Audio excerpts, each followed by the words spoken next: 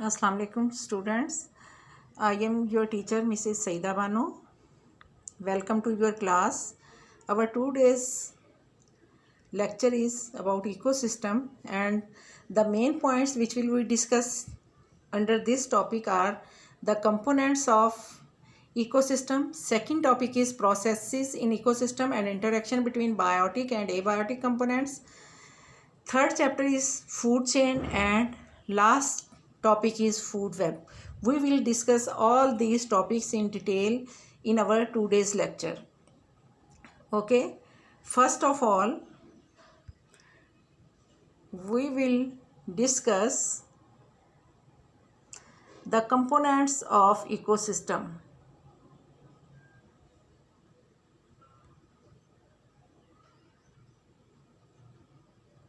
Look at this diagram which is given in your book. अपनी books खोल लें और ये डायग्राम निकालें. पेज नंबर है इसका 239. ठीक है, biotic and abiotic components book में दिया हुआ है. ठीक है, अब इसमें देखें what are the biotic components. Last lecture में मैंने आप लोगों को बताया था all living components or all types of living organism present in an ecosystem, they are called the biotic components, and biotic components are present in the biosphere. Last lecture में मैंने आप लोगों को बायोस्फीयर का बताया था ना कि हमारी अर्थ जो है वो स्फेरिकल फॉर्म में है, शेप में है, और इसके इर्द गिर्द जो लाइफ है वो एग्जिस्ट करती है फ्रॉम 8 to 10 किलोमीटर्स. ठीक है, अर्थ की सरफेस से लेके 8 to 10 किलोमीटर्स जो है वो एटमॉस्फेयर में, और फिर अर्थ की सरफेस से नीचे जो हमारे ओशंस हैं और सीज़ में है उसकी उनकी डेप्थ्स में भी 8 to 10 किलोमीटर तक लाइफ पॉसिबल है. ठीक है, तो इसको तो हम कहते हैं बायोस्फीयर. बायोस्फीयर के 3 कंपोनेंट्स होते हैं. हमारा एटमॉस्फेयर है जो एयर है हमारी अर्थ के इर्द गिर्द. लिथोस्फेयर जो हमारी सरफेस सॉइल की सरफेस है उसको लिथोस्फेयर कहते हैं. और फिर हाइड्रोस्फेयर जो है वो हमारी अर्थ के इर्द गिर्द एक सर्कल है वाटर का, तो उसको हम क्या कि जो ओशंस में, सीज़ में, रिवर्स में, लेक्स में या पॉन्ड्स में जितना भी वाटर है तो वो क्या बनाता है, हाइड्रोस्फेयर. तो उसके अंदर भी लाइफ एग्जिस्ट करती है. तो ये बायोटिक कंपोनेंट्स जो हैं they are the living components. और पहले तो हम सिंपली कहते थे ना कि बायोटिक कंपोनेंट्स में क्या है, प्लांट्स हैं, एनिमल्स हैं, माइक्रो ऑर्गेनिजम्स हैं, फंजाई है, एल्जी है. तो अब यहाँ पे इस जो डायग्राम है इसमें बायोटिक कंपोनेंट्स में क्या दिया हुआ है, प्रोड्यूसर्स, कंज्यूमर्स है और डीकम्पोजर्स है. इसमें मिस्टेक है, कंपोजर्स लिखा हुआ है, ये कंज्यूमर्स है. डायग्राम के अंदर जो कंपोजर्स लिखा हुआ है ना, ये कंपोजर्स नहीं है बल्कि ये क्या है, कंज्यूमर्स है. आप ये मिस्टेक जो है उसको ठीक कर लें. मेरी बुक में था, शायद आप लोगों की बुक में ठीक हुआ हो. ठीक है, तो biotic components are 3 components which are producers, consumers and decomposers. ठीक है, हम डिटेल में बाद में इसको डिस्कस करेंगे. फिर एबायोटिक कंपोनेंट्स जो हमारे इकोसिस्टम में हैं, ये कॉर्नर पे देखें सन दिया हुआ है. तो जितनी भी एनर्जी हमारे इकोसिस्टम में या हमारी प्लेनेट अर्थ पे आ रही है वो कौन सी वाली एनर्जी है, सोलर एनर्जी है. और उसी एनर्जी को प्लांट्स जो हैं जो जिनको प्रोड्यूसर कहा गया है वो कैप्चर करके फोटोसिंथेसिस के प्रोसेस में केमिकल एनर्जी में कन्वर्ट करते हैं. और फिर जितनी भी लाइफ फॉर्म्स हैं वो प्लांट्स ने खुद अगर एनर्जी यूज़ करनी है तो वो जो फोटोसिंथेसिस के बाद उन्होंने कार्बोहाइड्रेट्स बनाए हैं उनसे एनर्जी वो ड्राइव करते हैं रेस्पिरेशन के थ्रू. और बाकी भी जितनी भी लिविंग ऑर्गेनिजम्स हैं वो इन प्लांट से या प्रोड्यूसर से एनर्जी लेते हैं फूड की फॉर्म में. तो अब और बाकी लिविंग ऑर्गेनिजम्स को जो प्लांट से फूड ले रहे हैं, एनर्जी ले रहे हैं, उसको हम क्या कहेंगे, कंज्यूमर्स. ठीक है, अब ये डायग्राम वाला कंपोजर्स ना आप लिख लें बल्कि क्या लिखें, कंज्यूमर्स. अब नेक्स्ट जो है वो एबायोटिक कंपोनेंट्स में पहले मैंने आप लोगों को बताया कि वो क्या है, सन से जो सोलर एनर्जी आ रही है वो है. सेकंड क्या है, वाटर है. जितनी भी लाइफ है वो वाटर पे ही डिपेंड कर रही है और ये फोटोसिंथेसिस का भी रॉ मटेरियल है. तो हमारे एटमॉस्फेयर में जितनी ऑक्सीजन है वो फोटोसिंथेसिस के प्रोसेस से जो प्लांट्स ने ब्रेक की वाटर के मालिक्यूल को और वहाँ से ऑक्सीजन रिलीज़ हुई है जो हमारे एटमॉस्फेयर में है. तो वाटर जो है वो सोर्स ऑफ ऑक्सीजन भी है, और जितनी भी लाइफ है वो वाटर पे डिपेंड करती है। हमारे एटमॉस्फेयर में वाटर का बहुत इंपॉर्टेंट रोल है, अगर वाटर नहीं होगा तो लाइफ नहीं होगी।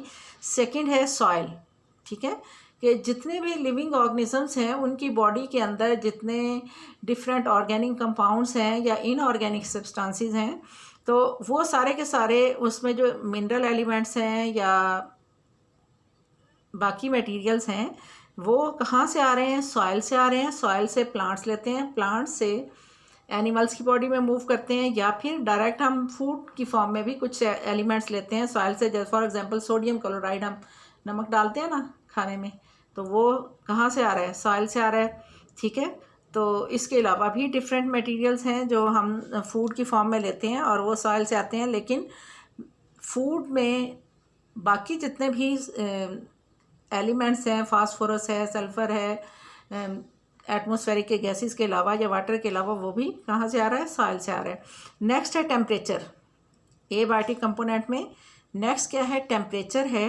तो टेम्परेचर, जितनी भी लाइफ है उसको एक ऑप्टिमम टेम्परेचर चाहिए, सूटेबल टेम्परेचर चाहिए अपने सर्वाइवल के लिए। किस वजह से, कि लिविंग ऑर्गेनिज्म की बॉडी के अंदर जितने भी केमिकल रिएक्शंस हो रहे हैं जिनको एंजाइम कंट्रोल कर रहे हैं, तो वो एंजाइम्स जो हैं एक स्पेसिफिक टेम्परेचर पे एक्टिव होते हैं। अगर टेम्परेचर उस रेंज से ज़्यादा या कम हो जाए, जिसको ऑप्टिमम टेम्परेचर कहते हैं, तो क्या होगा, एंजाइम्स इनएक्टिव हो जाएंगे। एंजाइम्स इनएक्टिव हो जाएंगे तो क्या होगा कि लिविंग एक्टिविटीज़ पॉसिबल नहीं होंगी। तो हमारे एनवायरनमेंट में सूटेबल टेम्परेचर्स चाहिए लिविंग ऑर्गेनिजम्स को, ताकि वो अपने बॉडी के टेम्परेचर को मेंटेन करें। और कुछ ऑर्गेनिजम्स हैं वो बॉडी के टेम्परेचर को अदर वैसे भी मेंटेन करते हैं, लेकिन अगर एनवायरमेंटल टेम्परेचर एक लिमिट से बहुत ज़्यादा हाई या बहुत लो हो जाएंगे तो फिर उन ऑर्गेनिजम्स के लिए भी पॉसिबल नहीं होगा जो अपने बॉडी के टेम्परेचर को मेंटेन करते हैं, कि वो मेंटेन करें या उनकी लाइफ जो है वो पॉसिबल हो। नेक्स्ट है ग्रेविटी। ग्रेविटी क्या है, gravity is the attraction of earth, या जितनी भी कोई सॉलिड मटेरियल्स हैं वो एक दूसरे को अपनी तरफ अट्रैक्ट करते हैं, दूसरी चीज़ों को। जैसे सन जो है वो हमारी अर्थ को या बाकी प्लैनेट्स को अपने इर्द गिर्द अट्रैक्ट करता है, उसकी अट्रैक्शन की फोर्स है, ठीक है। हमारा जो मून है उसको हमारी अर्थ जो है वो अपने इर्द गिर्द इस वजह से अर्थ के गिर्द रोटेट कर रहा है कि हमारी ग्रेविटी जो है, अर्थ की ग्रेविटी या अट्रैक्शन, वो उसे वहाँ से बाहर नहीं जाने देती।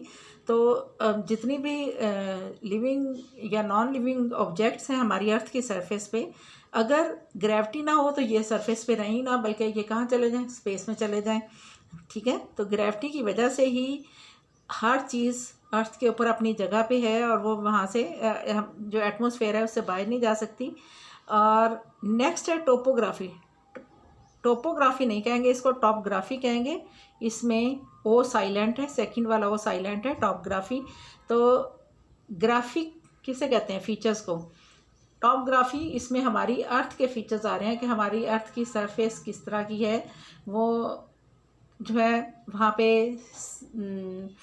डेजर्ट वाली जो है सैंड है, या फिर उसके ऊपर फर्टाइल सॉइल है, या रॉक्स हैं, या रॉक्स के अंदर जो है केमिकल कंपोजिशन क्या है, सॉइल की केमिकल कंपोजिशन क्या है, अर्थ जियोग्राफिकल फीचर्स जो हैं अर्थ के क्या हैं, कि उसके ऊपर हिली एरियाज़ हैं, रॉक्स हैं, या सॉइल किस तरह की है, सैंडी सॉइल है, या इस सारी चीज़ की स्टडी को हम क्या कहेंगे, टॉपग्राफी। तो ये तो हो गई डायग्राम, ठीक है। अब हम नेक्स्ट जो है वो किस चीज़ को एक्सप्लेन करेंगे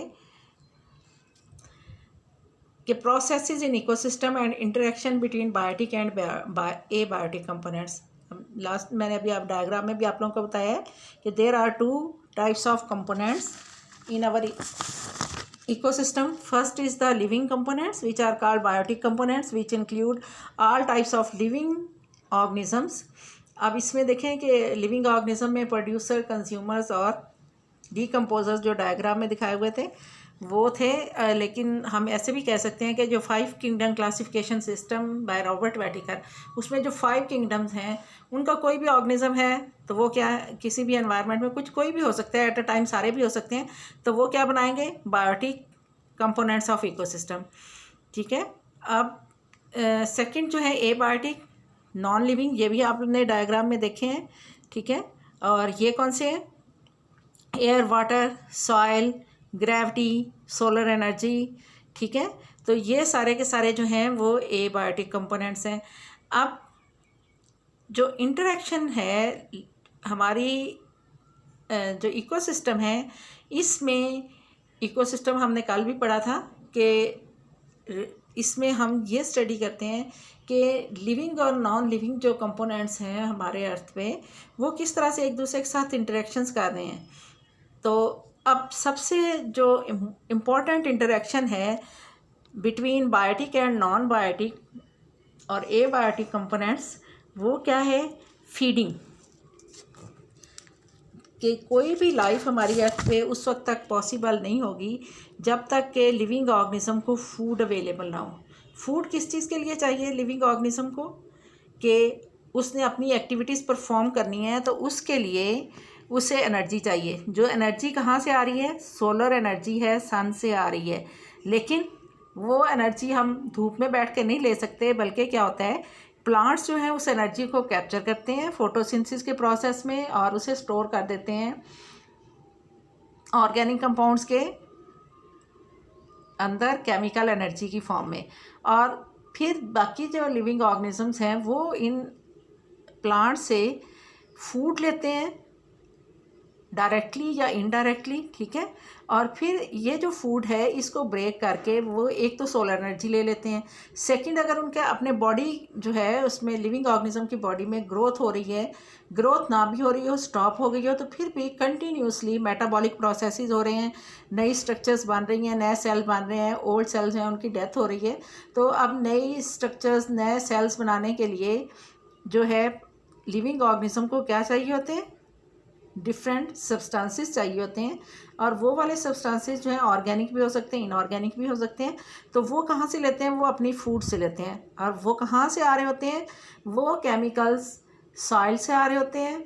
जो प्लांट्स जो हैं वो अपने बॉडी के अंदर बनाते हैं, प्लांट से हम फूड की फॉर्म में लेते हैं, या डायरेक्ट भी हम कुछ इनऑर्गेनिक सब्सटेंसेस अपनी फूड में ले सकते हैं। वाटर भी हम लेते हैं फीडिंग के प्रोसेस में, ठीक है। तो सबसे पहला जो प्रोसेस है इकोसिस्टम में वो कौन सा है? फीडिंग है। अगर फीडिंग का प्रोसेस स्टॉप हो जाएगा तो लाइफ पॉसिबल नहीं होगी। किस वजह से? कि लिविंग ऑर्गेनिजम्स को ना तो एनर्जी अवेलेबल होगी, ना उन्हें अपनी बॉडी की स्ट्रक्चर्स बनाने के लिए केमिकल्स एलिमेंट्स अवेलेबल होंगे, ठीक है। तो फीडिंग के प्रोसेस के थ्रू एनर्जी फ़्लो करती है। कहाँ पे फ़्लो करती है?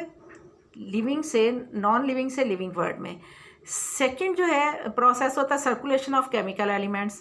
के हमारी अर्थ पे क्या हो रहा है? केमिकल एलिमेंट्स लिविंग और नॉन लिविंग वर्ल्ड के दरमियान में फ़्लो कर रहे हैं। जब एक लिविंग ऑर्गेनिज्म जब उसकी बर्थ होती है तो छोटा सा होता है, उसके बाद उसका साइज़ इंक्रीज़ होता है, ग्रोथ होती है। तो वो ग्रोथ में साइज़ इंक्रीज़ करने के लिए जितने भी उसे केमिकल्स चाहिए वो कहाँ से आ रहे हैं? नॉन लिविंग वर्ड से। लेकिन नॉन लिविंग वर्ड से प्लांट्स जो हैं वो लेते हैं, या फिर डायरेक्ट भी वो कुछ चीज़ें फूड की फॉर्म में लेता है। तो जब ये जो लिविंग ऑर्गेनिजम्स हैं इनकी डेथ होती है, या फिर कोई ऑर्गेनिक्स इनके बॉडी के पार्ट्स या फिर कुछ अनडाइजेस्टेड फूड या एनवायरनमेंट में रिलीज़ करते हैं, तो फिर से डीकम्पोजर से ब्रेक करके सॉइल में ऐड कर देते हैं। जब एनिमल्स की या प्लांट्स की या किसी भी लिविंग ऑर्गेनिज्म की डेथ होगी उसको भी डीकम्पोजर्स फिर से ब्रेक करते हैं, उससे सिंपल सब्सटेंसेस में कन्वर्ट करते हैं। और इस दौरान उन बॉन्ड्स के अंदर जो एनर्जी स्टोर हुई है वो तो अपनी एक्टिविटीज़ के लिए यूज़ करते हैं, और जो केमिकल एलिमेंट्स हैं उनको सॉइल में ऐड कर देते हैं, और फिर दोबारा से वो अवेलेबल होते हैं प्लांट्स को कि वो दोबारा से उन्हें लिविंग वर्ल्ड में सर्कुलेट करें, ठीक है। तो अब एक प्रोसेस जो इकोसिस्टम में हो रहा है वो सर्कुलेशन ऑफ केमिकल एलिमेंट्स है। और सेकेंड जो है वो है फ्लो ऑफ एनर्जी। कि एनर्जी जो है वो फ्लो कर रही है। कहाँ से फ़्लो कर रही है? सोलर एनर्जी है जो हमारी जितनी भी लाइफ है, the source of energy for all living organism is solar energy. तो सोलर, इसमें स्पेलिंग में सॉरी बेटा मिस्टेक्स हैं, कुछ टाइपिंग में मिस्टेक्स हो जाती हैं, तो वो अपनी बुक से देख लिया करें। तो फ्लो ऑफ एनर्जी जो है वो किस तरह से फ्लो कर रही है एनर्जी हमारे इकोसिस्टम में, कि प्लांट्स जो है वो सोलर एनर्जी को केमिकल एनर्जी में कन्वर्ट करते हैं, कुछ जो है वो इसे खुद यूज़ कर लेते हैं, बाकी जो है प्लांट से दूसरे एनिमल्स फूड लेते हैं जिनको प्राइमरी कंज्यूमर्स कहते हैं, प्राइमरी कंज्यूमर को सेकेंडरी कंज्यूमर, फिर टर्शियरी कंज्यूमर, इस तरह से। और एक एनिमल से दूसरे एनिमल में एनर्जी पास होती रहती है, और जहाँ पे कोई एनिमल जो है वो डेथ हो जाएगी या कोई ऑर्गेनिक सब्सटेंस जो है वो एनवायरनमेंट में होगा, तो फिर डीकम्पोजर उसे ब्रेक करके सिंपल सब्सटेंसेस में दोबारा कन्वर्ट कर देंगे और उससे एनर्जी ले लेंगे। तो ये जो फीडिंग प्रोसेस है इसका मकसद ही क्या है, circulation of chemical elements between living and non living world, और सेकंड इसका क्या मकसद है, फ्लो ऑफ एनर्जी। ठीक है, फ्लो ऑफ एनर्जी कहाँ से, from non living to living world. ठीक है, और नॉन लिविंग वर्ल्ड में कहाँ से एनर्जी आ रही है, सोलर एनर्जी है, सन से आ रही है। सोर्स ऑफ एनर्जी हमारे जो एनवायरनमेंट है उसमें क्या है, वो है सन। थर्ड प्रोसेस जो हम स्टडी करेंगे इकोसिस्टम में, यानी फीडिंग के लिए सर्कुलेशन ऑफ केमिकल एनर्जी और एलिमेंट्स के लिए जो प्रोसेसेस इन्वॉल्व होते हैं, तो उनकी बेस पे लिविंग ऑर्गेनिजम्स को हम डिवाइड करते हैं 3 ग्रुप्स में। पहले मैं आप लोगों को बता चुकी हूँ। First is the producers. अब प्रोड्यूसर्स जो हैं वो क्या हैं, आपकी बुक में भी लिखा हुआ है, तो आप स्लाइड्स पे भी देख सकते हैं। Producers are green photosynthetic plants also called autotrophs, कि जितने भी हमारी अर्थ पे लिविंग ऑर्गेनिजम्स जो कि सोलर एनर्जी को कैप्चर करते हैं, जिनके अंदर फोटोसिंथेटिक पिगमेंट्स हैं, और वो उस फोटोसिंथेसिस के प्रोसेस के थ्रू कार्बोहाइड्रेट्स बनाते हैं। फिर उन कार्बोहाइड्रेट्स से कुछ तो एज सच कार्बोहाइड्रेट्स बॉडी में स्टोर कर लेते हैं, कुछ खुद यूज़ कर लेते हैं, और फिर उन्हीं कार्बोहाइड्रेट्स को यूज़ करके डिफरेंट टाइप्स के organic substances, for example proteins, nucleic acids और लिपिड्स बनाते हैं। तो उनको हम क्या कहेंगे, प्रोड्यूसर। और प्रोड्यूसर से फिर ये ऑर्गेनिक सब्सटेंसेस जो हैं वो किन को जाते हैं, बाकी जितने भी हमारी अर्थ पे एनिमल्स हैं उनको जाते हैं, जिनको कंज्यूमर कहा जाता है। ठीक है, तो प्रोड्यूसर्स आर द ऑटोट्रॉफ्स।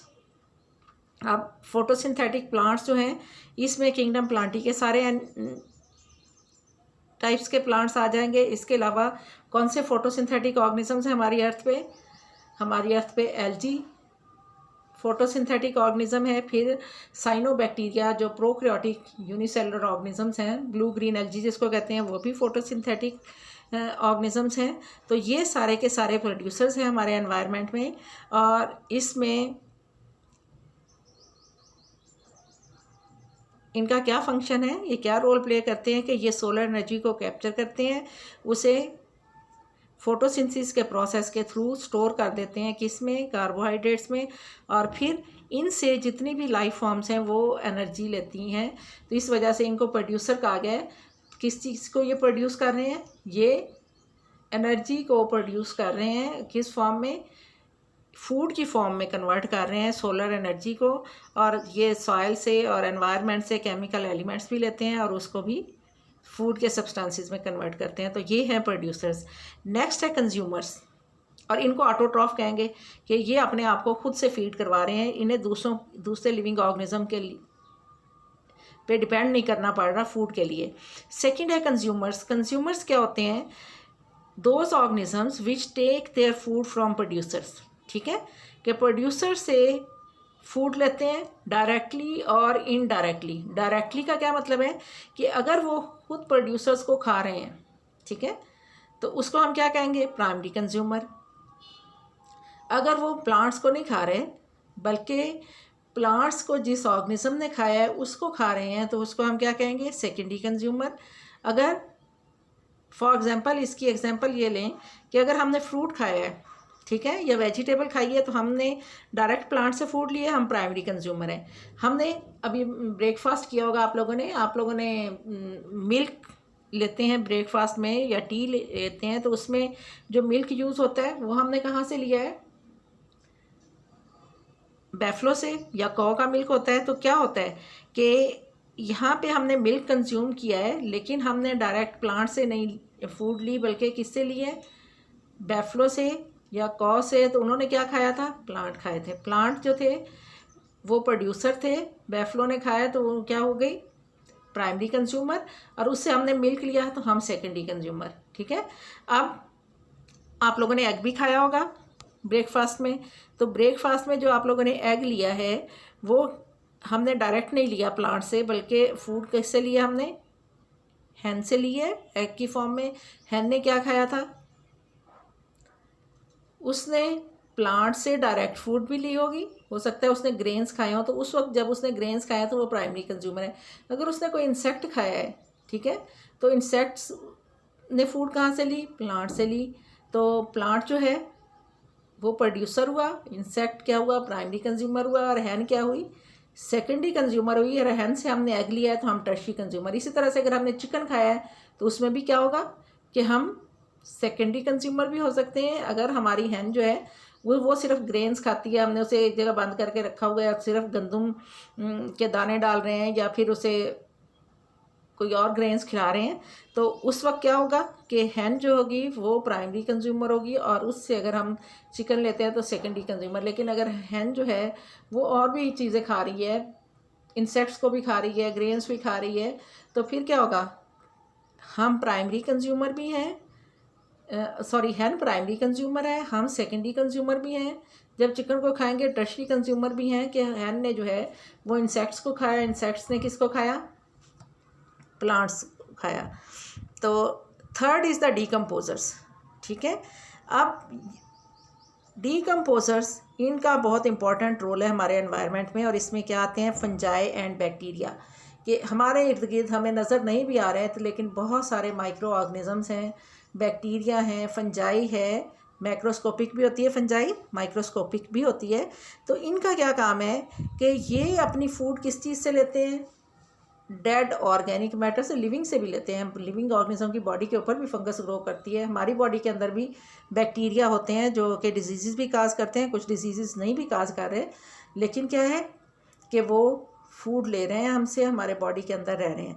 लेकिन अब डीकम्पोजर्स को जब हम कंसीडर करेंगे तो हम उन बैक्टीरिया और फंजाई को कंसीडर कर रहे हैं जो कि ऑर्गेनिक सब्सटेंसेस को ब्रेक करके हमारे एनवायरनमेंट में जो वेस्ट ऑर्गेनिक सब्सटेंसेस हैं, या डेड हो गई है, किसी ऑर्गेनिज्म की डेथ हो गई है, या वैसे ही हमने फूड स्टोर की हुई है, मिल्क रख देते हैं या फूड पड़ी हुई है, तो कुछ देर बाद वो ख़राब होना शुरू हो जाती है अगर उन्हें हम सूटेबल टेम्परेचर पे ना रखें या उसको प्रिजर्व करके ना रखें। तो अब डीकम्पोजर्स का क्या काम है, ये इनका बड़ा बेनिफिशियल रोल है हमारे एनवायरनमेंट में, कि जितने भी ऑर्गेनिक सब्सटेंसेस हैं जो भी इन्हें अवेलेबल होता है, उस इनके एंजाइम जो है उसे ब्रेक करते हैं, और ब्रेक डाउन में इन्हें क्या फ़ायदा होता है कि उन बॉन्ड्स के अंदर जो केमिकल एनर्जी है ऑर्गेनिक सब्सटेंसेस के, वो एनर्जी तो ये एटीपी में कन्वर्ट करके अपनी एक्टिविटीज़ में यूज़ कर लेते हैं, और बाकी जो है जो इनऑर्गेनिक सब्सटेंसेस बच जाते हैं वो सॉइल में ऐड कर देते हैं, और इससे क्या होगा, सॉइल फर्टाइल हो जाएगी। इट मीन्स कि ये वाले सब्सटेंसेस जो लिविंग ऑर्गेनिज्म की बॉडी में गए थे वो दोबारा से सॉइल में आ गए हैं, और एक दोबारा से साइकिल लाइफ का चल पड़ा है कि लिविंग ऑर्गेनिज्म को जो कि प्लांट्स हैं उन्हें सॉइल से ये सब्सटेंसेस अवेलेबल हैं ताकि वो अपने बॉडी के अंदर दोबारा से ऑर्गेनिक सब्सटेंसेस बनाएं, फिर फूड प्रोवाइड करें किसको, कंज्यूमर्स को। तो 3 इम्पॉर्टेंट जो हैं कंपोनेंट्स हैं फीडिंग हैबिट्स की बेस पे लिविंग ऑर्गेनिज्म के। First is the producers which are the autotrophs, they can prepare their own food by the process of photosynthesis. Second are the consumers, which are heterotrophic organisms, heterotroph which takes its food from other types of living organisms, and all types of animals in our organism which cannot carry out photosynthesis, they are called heterotrophs. They take their food directly or indirectly from the producers. And third are the decomposers, which are fungi, bacteria, and are microscopic organisms which decompose organic substances. Next topic is food chain. अभी मैं आप लोगों को producer, consumer और decomposers का बता रही थी। तो हमारे एनवायरनमेंट में, वहाँ से मैं स्टार्ट करती हूँ प्रोड्यूसर से, कि जितनी भी एनर्जी है हमारे एनवायरनमेंट में वो कहाँ से आ रही है, सोलर एनर्जी है। सोलर एनर्जी को प्लांट्स जो हैं वो कैप्चर करके फोटोसिंथेसिस के प्रोसेस के थ्रू क्या करते हैं, ऑर्गेनिक सब्सटेंसेस में कन्वर्ट करते हैं, उनके बॉन्ड्स में केमिकल एनर्जी की फॉर्म में। अब प्लांट्स जो हैं हमारे अर्थ पे प्रोड्यूसर्स हैं। दे जो फूड चेन चल रही है लिविंग ऑर्गेनिज्म की, फूड चेन क्या है, the series of steps of eating and being eaten of the organisms is called food chain. ठीक है, कि जितनी भी लिविंग ऑर्गेनिज्म हमारी अर्थ में हैं सारे एक ही चीज़ नहीं खाते, बल्कि डिफरेंट फूड है उनकी, डिफरेंट मटेरियल्स हैं फूड के। तो एक सीरीज़ है, स्टेप्स सीरीज़ है कि एक चीज़ खाई, फिर उस चीज़ को दूसरी चीज़ ने खाया, फिर दूसरे ऑर्गेनिज्म ने उसे खाया। तो इस पूरी चेन को या इन पूरे स्टेप्स को हम क्या कहते हैं, फूड चेन कहते हैं। अब फूड चेन हमेशा कहाँ से स्टार्ट होती है, प्रोड्यूसर से, कि जितनी भी लाइफ फॉर्म्स हैं उनको एनर्जी कौन प्रोवाइड कर रहे हैं, प्रोड्यूसर्स, जो कि प्लांट्स हैं। प्लांट्स भी हो सकते हैं, उसमें फाइटोप्लैंक्टन्स भी हो सकते हैं, जो कि एल्गी है या साइनोबैक्टीरिया जो वाटर की सरफेस पे फ्लोट करते हैं, माइक्रोस्कोपिक भी हैं, मैक्रोस्कोपिक भी। तो फाइटोप्लैंक्टन भी हो सकते हैं। अगर वो एक्वेटिक फूड चेन है तो उसमें फाइटोप्लैंक्टन प्रोड्यूसर्स होंगे, अगर वो टेरेस्ट्रियल फूड चेन है तो वहाँ पे प्लांट्स होंगे डिफरेंट टाइप्स के, या फिर एल्गी भी हो सकती है। तो अब all the photosynthetic organisms which are producers, they are the start of food chain और इन एनी इकोसिस्टम। ठीक है, तो फर्स्ट स्टेप क्या है, वो है प्रोड्यूसर्स फूड चेन में। ठीक है, इसकी हम डायग्राम देख लेते हैं।